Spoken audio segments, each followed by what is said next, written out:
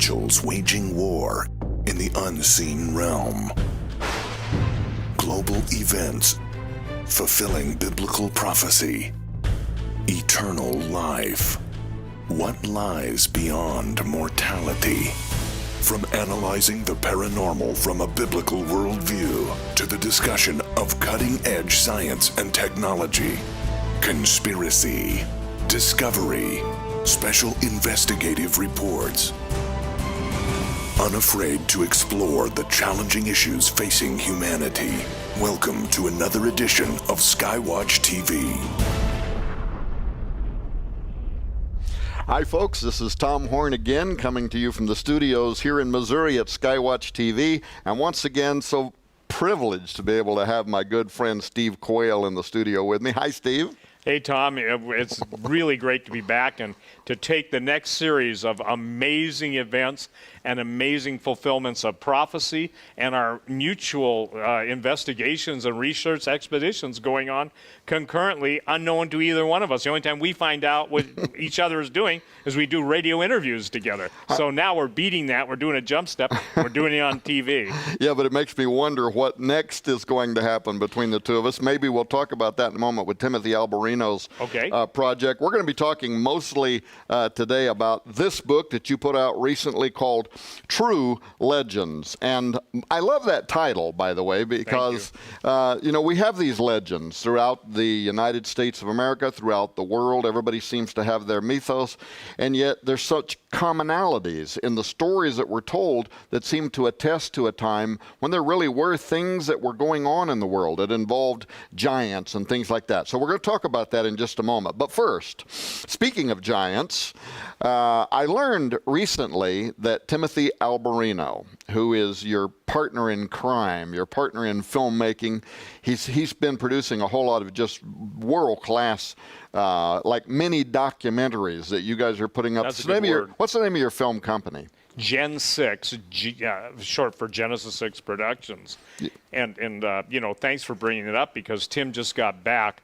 Today's, the 21st, 22nd of, what month is this? April? All right. Yeah, I keep strange hours, but Tim just got back from a 3-week trip to Peru, and we had a fascinating series of events that happened, and obviously Skywatch will be airing it. But what we're up to pretty much, Tom, is we're tracking down the giant cover-up that's taking place on multiple continents, multiple cultures. And I think I can explain to people the number one question that the doubters and the skeptics have. Well, where are all the skeletons? Well, Tim just returned from Peru, and fascinating. He was at Tiwanaku. He was in Bolivia, and he said in Bolivia, they're undertaking a new dig, and the Bolivians just announced a whole new pyramid find. And what's fascinating is no matter where Tim has been in the last 3 months, Sardinia, obviously in Europe, Peru, Bolivia, and a couple points in between, the fascinating thing is, number one, they're always followed. Number two, everybody they interview, that's, let's say, over 75 years to 80 years, has a common, if you will, statement of who comes in to grab all the artifacts, especially when it's giant-related. They're talking about helicopters landing at night. They're talking about big helicopters lifting very heavy items. And in Peru, for instance, one of the amazing things at a place called Sacsayama, I'm probably not pronouncing it right, but the fascinating thing is that they ran into an engineer who is a secular engineer that said the ancients had to have had a way to liquefy the stone, because the stone in some instances flows in and pours in together, just like you and I, playing with Play-Doh, fitting piece A to piece B. Now, this is a secular engineer. But fascinatingly enough, that every place that Tim went, they were followed most of the time. It didn't matter if it was in Sardinia. The hush-hush, there were people that were actually afraid to go on camera. We had many times we could only record their voice because they were afraid of them. And interesting, them was the Vatican. Well, obviously, if anybody knows the history, and you well know, but of South America, Latin America, and even different parts of Europe, there's a absolute stranglehold on true artifacts and true history. But what was mind-blowing to both of us, and even the people that accompanied, whether they were translators, a film crew, is just how touchy anybody was for filming. It was okay if you filmed on the right hand, but don't go over on the left hand. The right hand was like I would call staged artifact. Some of the most famous artifacts you see on the Ancient Alien series and all the different, they've been moved from a place where they really made sense to a place where they don't make sense. Tim said an interesting thing. Tim said it was like, Steve, you could see the pre-flood building and you can see the post-flood building. They'll let you see all the post-flood building you want, but they won't let you see the pre-flood stuff. In Bolivia, they were met by armed guards carrying machine guns. So that's what we're up against. Now, this is important, Tom, for your research too. There are people working overtime to keep the truth of what is really out there in true history. I said in an earlier interview, they who control the past determine the future. If you and I are only told 3 points on a 12-point instruction to follow, we don't do good after maybe 4 or 5. We're going to mess it up. So by keeping people in this state of, I would call, I've got to be really careful here, I call mainstream media vomit brokers, okay? So by them only giving... And that's being careful. That's being careful. That's the best I can do. You know, either that or I have a mouthful of soap. The point being is that they want to regurgitate some facts, but most fiction, into the narrative, whether it's anything that you and I talk about collectively.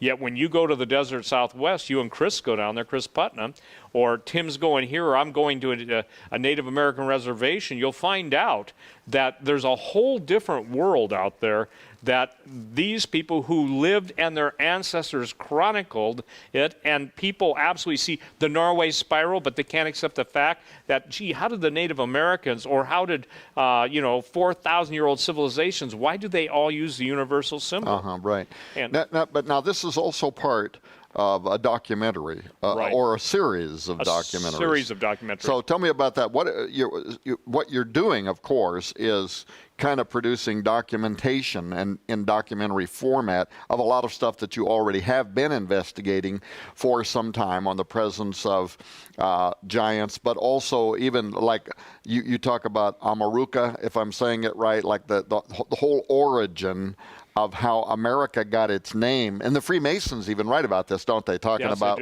where the knowledge of the mystical schools came from. Here, came from the plumed serpents? The plumed serpent, Quetzalcoatl, Viracocha, both in the Aztec and Mayan history. The plumed serpent, Amaruca, or Ameruca. That's what the South American and the high cultures called America, and that's land of the plumed serpent. Now, when you see pictures of Quetzalcoatl, you know the classic representation is a feathered serpent. Almost looks like basically the reptilians in the old science fiction movie V with a whole bunch of feathers. I know that's simplistic, but that's what it is. So by finding out where all of these customs that came in the United States. There was a time, for instance, where people, even the major anthropology magazines, never wanted to admit that the Native Americans necessarily in the desert Southwest were cannibals. I remember fighting that argument 40 years ago. So the point being now is, or the Anasazi, the ancient ones, which you and Cris, have talked, or the alien ones. What is the central theme in all these, by the way, is cannibalism. Now what we're seeing in the headlines is cannibalism. You're seeing it in all shapes and forms, whether it's the Christian, our brethren in Syria being slaughtered and basically cannibalized, their meat sold for meat in the market, and the world, especially the Western church, is silent. That makes me just go, I said this, the customs of the ancient ones will come into the contemporary times, and you'll know we're in the end times. And that's exactly, now, there was very little cannibalism 20 years ago. Maybe the case of the airliner that went down in the Andes, and situation survival. But there was never, basically cookbooks on the internet and people advertising for people to come and basically let someone kill them, as in the case of Germany, and eat them. It's interesting because, you mentioned me and Cris had been doing, again, investigative work, not even knowing you were working on this brand new book, True Legends, where you're taking the stories that had been told by many of the American Indian tribes and the legends of the stories. I want to ask you in a few moments about the Smithsonian. Don't let me forget to ask you about that. But while you were doing that, we were actually going to the Four Corners area. Cris went down to the, to the southern end of the Anasazi Trail, as I started calling it, in Sedona. And what does he find there in Sedona but the presence of the Vatican, had built, and in an area where nobody else is allowed to build. They get to build this kind of Catholic thing. It's a church. It's a monastery sticking out of the side of the mountain. We found the same thing on the top of Mount Graham. Everywhere there seems to be these portals and these entities, it's like there's a very strong presence there, as if they know something we don't know, or they're pursuing something ahead of us. But the point I was going to make is I got a chance to sit down with Dr. Don Mose. And he's a third-generation medicine man. He is he's an academic, or he's a retired academic in the Navajo Nation. I should have brought his book and showed it to you, where he had an artist depict giants that used to be in the United States. Some of them that look like they're 200 feet tall. It took whole tribes to bring them down. And when they finally got them down and cut their head off, there was so much blood that came out, it flowed down into the valley like it was forming a small river. This is in the books that he had written. Well, here's the interesting thing. I'm interviewing him, and I ask him, so tell us, what happened to the Anasazi? And he starts, telling the tale that they hear in school. Well, there was a drought, and then 7 years of a drought, they follow, they start migrating slowly away.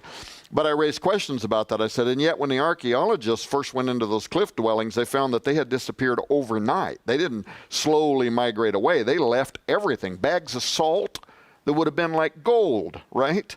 So where did they go? Well, he looks at the camera. We have this on film. And he says, well, I shouldn't tell you this, but if you were to ask my great-grandfather, this is a story that he would have told. And Steve, it was like he had opened up True Legends and started reading, because he talks of a portal, the serpent deceiver that comes through the portal, the six-toed giants. But he also says that this deceiver started teaching the people cannibalism. That was my whole point. They started eating one another. The giants were eating them. We did follow-up research that isn't even in our book, where we found old university archaeological digs where they found Anasazi that had literally been ripped apart. They found their bones, the sinew, the flesh had been literally ripped apart and left on the ground. The rib cage is split. Yeah. Well, it's funny you would say that, Tom, because, again, this illustrates it. In the book Long Walkers, a pilot who was an active duty Air Force pilot flew into Bagram Air Force Base, I believe, in the year 2005.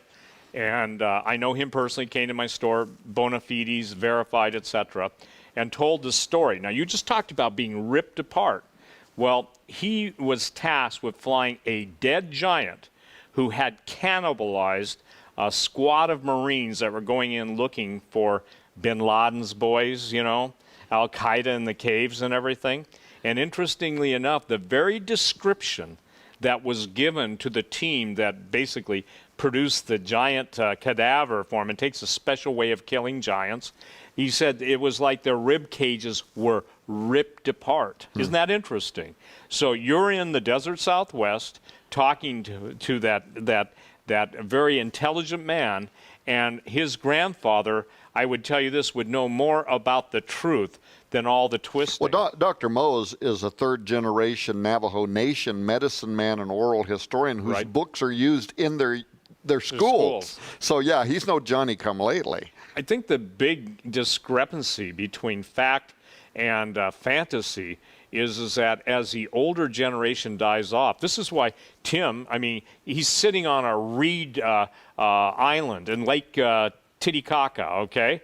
And he's interviewing I think it's like a 75 or 80-year-old man who only speaks the language that has to be translated into Spanish. Now, Tim speaks perfect Spanish and lived in Peru, so that helps. But it's always the same story. So they're talking about the helicopters coming in, talking about cannibalistic giants, and how's this for an interesting story?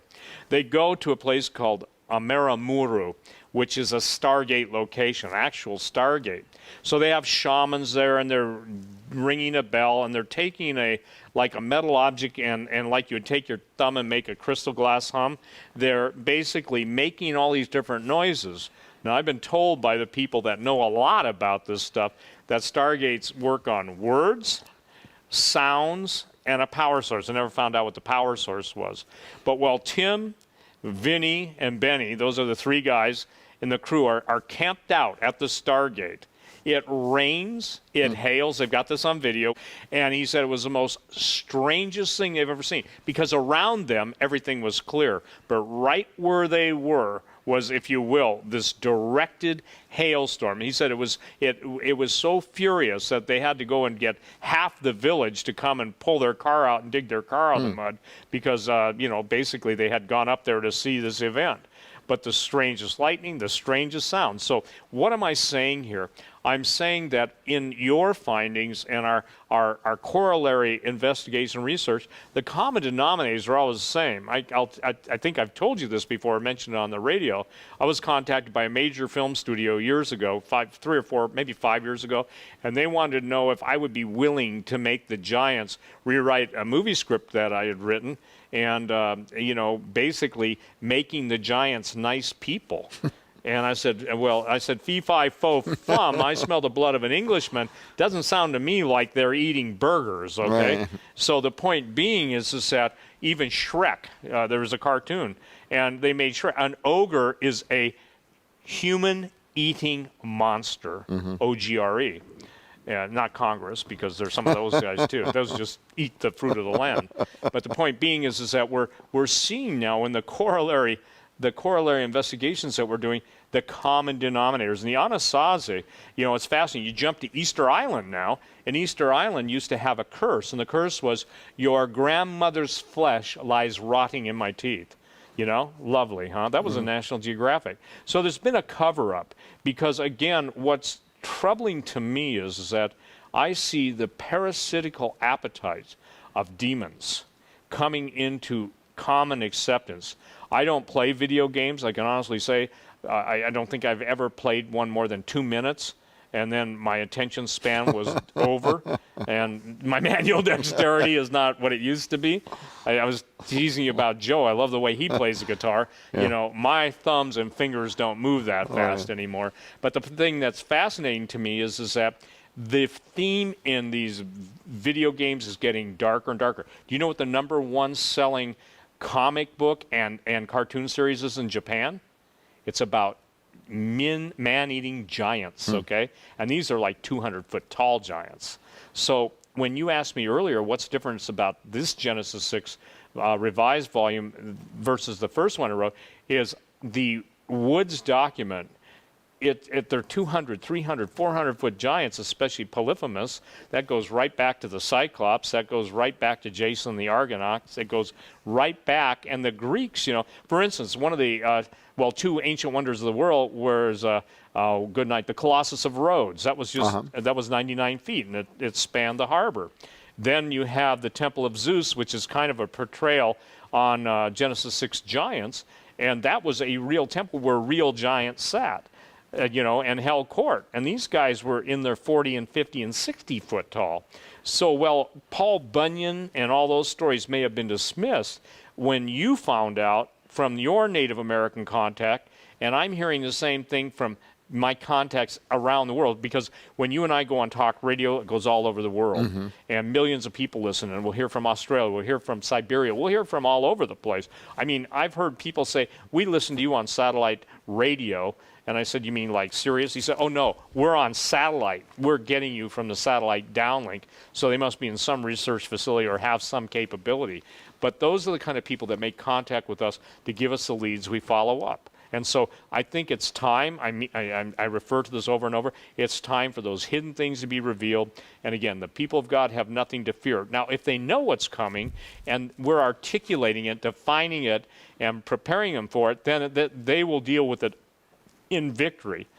versus in subterfuge, defeat, and total panic. We've been talking here with my good friend Steve Quayle. You can see why I love talking to Steve, right? How do you do this with no notes? I mean, you have a mind like a steel trap.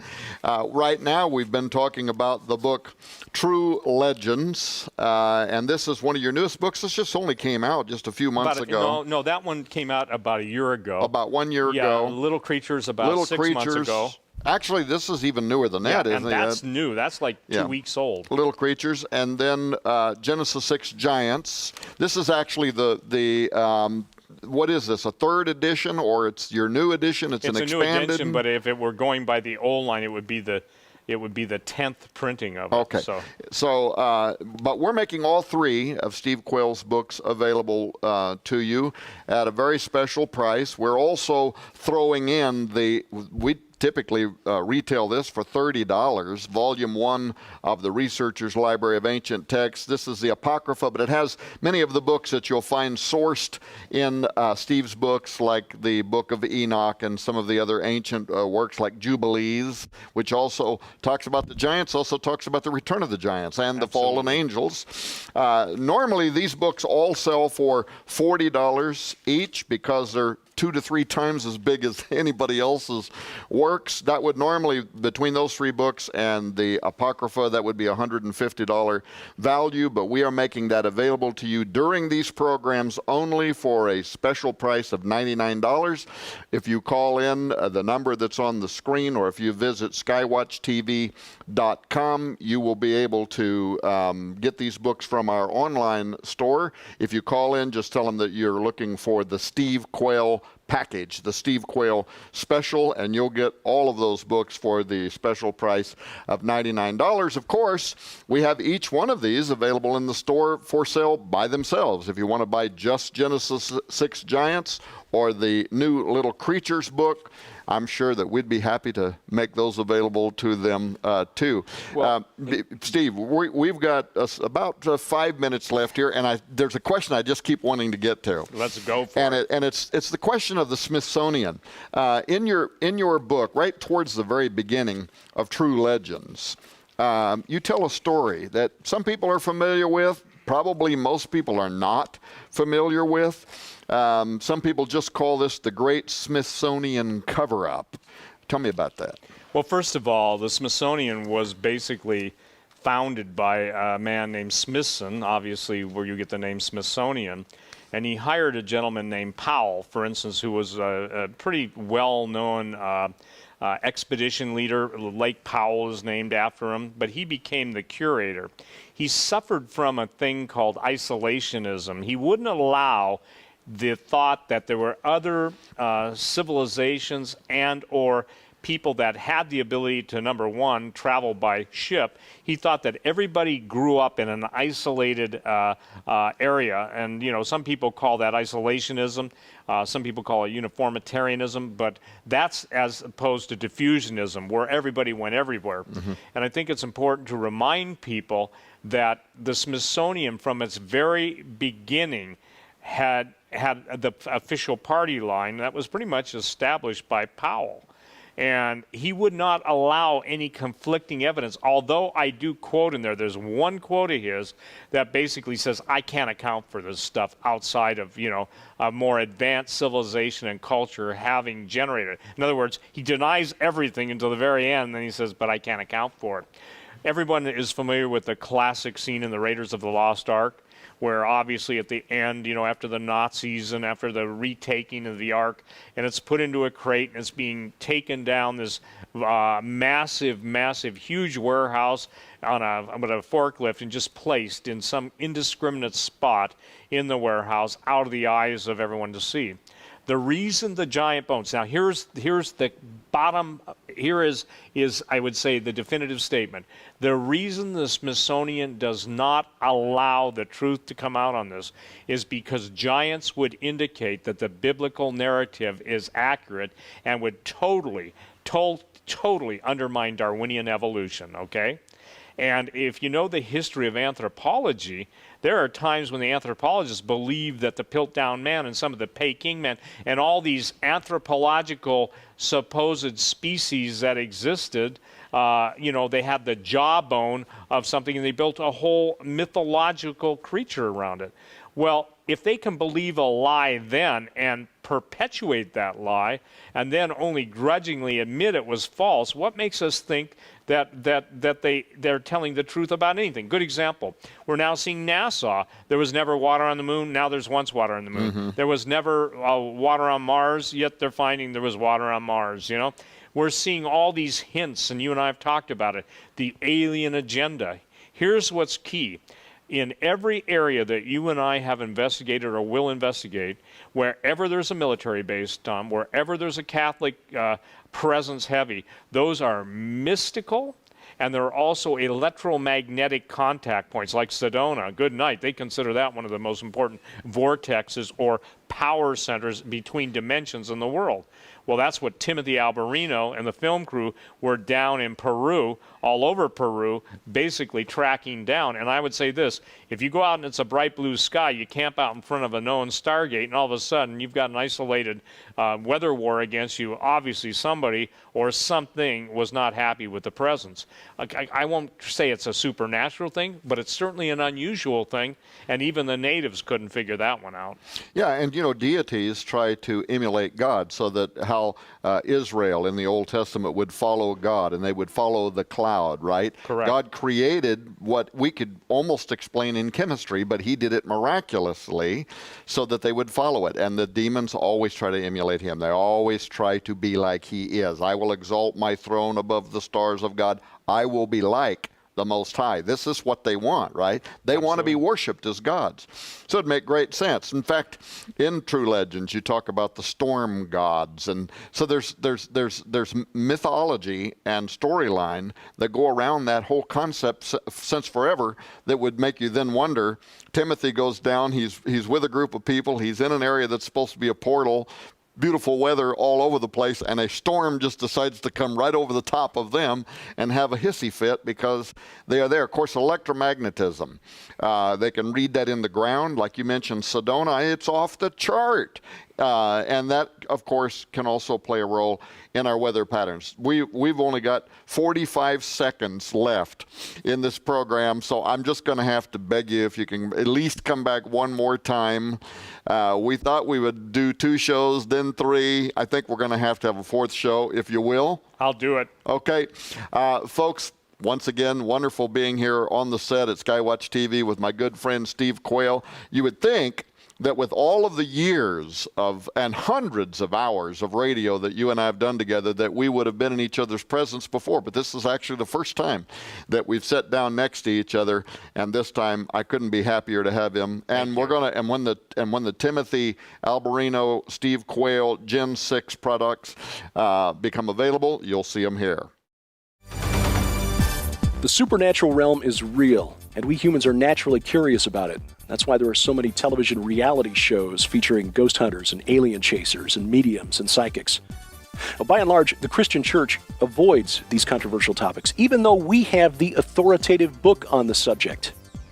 That's our mission at Skywatch TV, is to address issues of the paranormal and the supernatural from a Christian, a biblical perspective. But we depend on your support to do it. To find out how you can support Skywatch TV prayerfully and financially, please log on to our website, skywatchtv.com. And keep watching as we keep watch at Skywatch TV.